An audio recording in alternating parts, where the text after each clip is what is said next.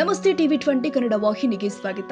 ತಹಸೀಲ್ದಾರ್ ಹಾಗೂ ತಾಲೂಕು ದಂಡಾಧಿಕಾರಿಗಳ ಕಚೇರಿ ಮತ್ತು ನಗರಸಭೆ ಕಾರ್ಯಾಲಯ ಶಹಬಾದ್ ವತಿಯಿಂದ ನಾಡಪ್ರಭು ಕೆಂಪೇಗೌಡರ ಜಯಂತಿಯನ್ನ ಶನಿವಾರ ಭಕ್ತಿ ಭಾವದಿಂದ ಆಚರಣೆ ಮಾಡಲಾಗಿದೆ.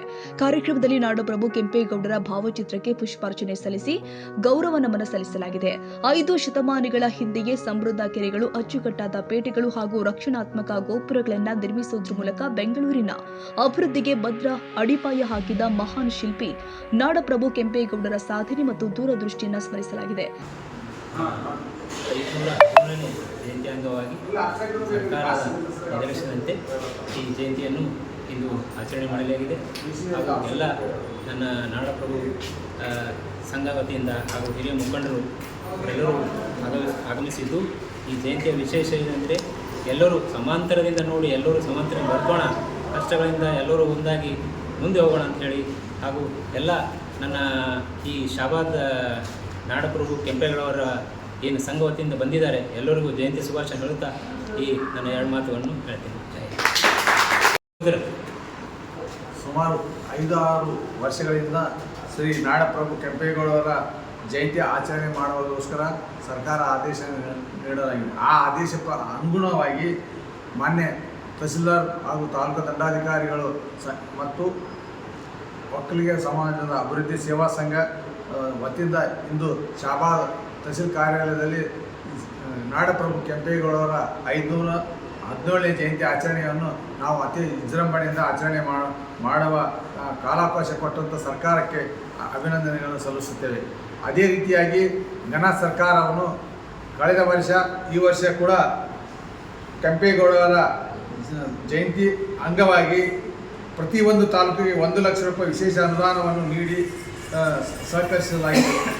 ಈ ಅನುದಾನವನ್ನು ಮಾನ್ಯ ತಹಸೀಲ್ದಾರ್ ಹಾಗೂ ಕ್ಷೇತ್ರ ಶಿಕ್ಷಣ ಅಧಿಕಾರಿಗಳ ಸಮ್ಮುಖದಲ್ಲಿ ಈ ಕಾರ್ಯಕ್ರಮವನ್ನು ಹಮ್ಮಿಕೊಳ್ಳಬೇಕೆಂದು ಸರ್ಕಾರ ಆದೇಶ ಮಾಡಿದೆ.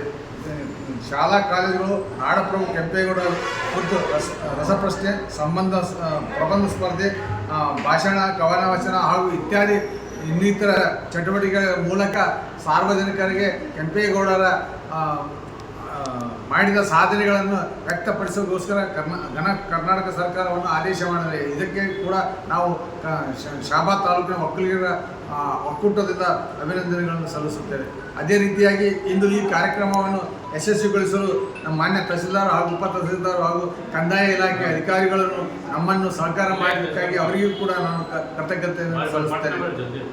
ನಾಡಪ್ರಭು ಶ್ರೀ ಕೆಂಪೇಗೌಡ ಜಯಂತಿ ಆಚರಣೆಗೋಸ್ಕರ ಈಗಾಗಲೇ ನಿರ್ದೇಶಕರು ಕನ್ನಡ ಮತ್ತು ಸಂಸ್ಕೃತಿ ಇಲಾಖೆಯಿಂದ ಎಲ್ಲ ತಾಲೂಕಾ ಕೇಂದ್ರ ಮತ್ತು ಜಿಲ್ಲಾ ಕೇಂದ್ರ ಮತ್ತು ಎಲ್ಲ ಕಾರ್ಯಾಲಯದಲ್ಲಿ ಕೆಂಪೇಗೌಡ ಜಯಂತಿಯನ್ನು ಆಚರಣೆ ಮಾಡುವ ಆದೇಶ ಮೇರೆಗೆ ನಮ್ಮ ಶಹಬಾದ್ ನಗರಸಭೆಯ ಪೌರಾಯುಕ್ತರು ಹಾಗೂ ಆಡಳಿತ ಮಂಡಳಿ ವತಿಯಿಂದ ಹಾಗೂ ಒಕ್ಕಲಿಗ ಮತ್ತು ಕೂಡೊಕ್ಕಲಿಗ ಅಭಿವೃದ್ಧಿ ಸೇವಾ ಸಂಘ ಸಂಯುಕ್ತ ಆಶ್ರಯದಲ್ಲಿ ಶಹಬಾದ್ ನಗರಸಭೆಯ ನಗರಸಭೆಯಲ್ಲಿ ನಾಡಪ್ರಭು ಕೆಂಪೇಗೌಡರ 517ನೇ ಜಯಂತಿ ಆಚರಣೆಯನ್ನು ಆಚರಿಸಲಾಗಿತ್ತು.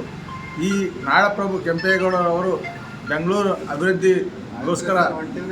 ಅಭಿವೃದ್ಧಿಗೋಸ್ಕರ ಮಾಡಿದಂಥ ಸಾಧನೆಗಳನ್ನು ಈಗಾಗಲೇ ಎಲ್ಲರಿಗೂ ಪತ್ರಿಕೆ ಪ್ರಕಟಣೆ ಹಾಗೂ ಎಲ್ಲ ಮಾಹಿತಿ ಇದ್ದ ಪ್ರಯುಕ್ತ ನಾವು ಹೆಚ್ಚಿನ ವಿಷಯವನ್ನು ವ್ಯಕ್ತಪಡಿಸೋದಿಲ್ಲ.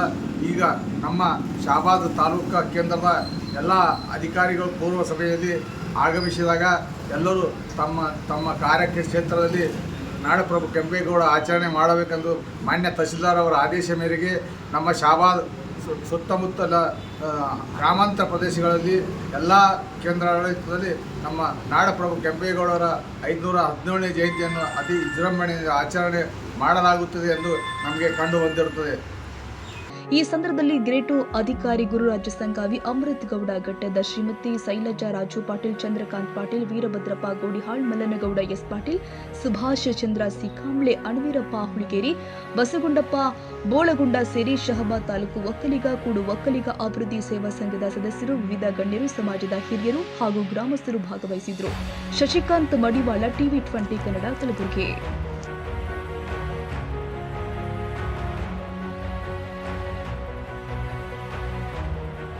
ಕನ್ನಡಿಗರ ಮೆಚ್ಚಿನ ನಿಮ್ಮ ಟಿವಿ 20 ಕನ್ನಡ ವಾಹಿನಿ ಇದೀಗ ಟಿವಿಯಲ್ಲಿ ಲಭ್ಯ. ಕರ್ನಾಟಕ ಮತ್ತು ದೇಶ ವಿದೇಶದ 360 ಡಿಗ್ರಿ ಸುದ್ದಿ ವಿವರವನ್ನ ಪಡೆಯುವುದಕ್ಕೆ TV20 ವಾಹಿನಿಯನ್ನು ಲೈಕ್ ಮಾಡಿ, ವಿಡಿಯೋಗಳನ್ನ ಶೇರ್ ಮಾಡಿ, ಕಮೆಂಟ್ ಮಾಡಿ, ಸಬ್ಸ್ಕ್ರೈಬ್ ಮಾಡಿ. HCN ಕೇಬಲ್ 842 ನಂಬರ್ನಲ್ಲಿ ಹುಕ್ಕೇರಿ ತಾಲೂಕು ಹಾಗೂ ಸಂಕೇಶ್ವರದ ಸುತ್ತಮುತ್ತಲಿನ ಹಳ್ಳಿಗಳಲ್ಲಿ ಲಭ್ಯ. PCN ಕೇಬಲ್ 129 ನಂಬರ್ನಲ್ಲಿ ಹಾರುಗೆರೆ ಸುತ್ತಮುತ್ತಲಿನ ಹಳ್ಳಿಗಳಲ್ಲಿ ಲಭ್ಯ.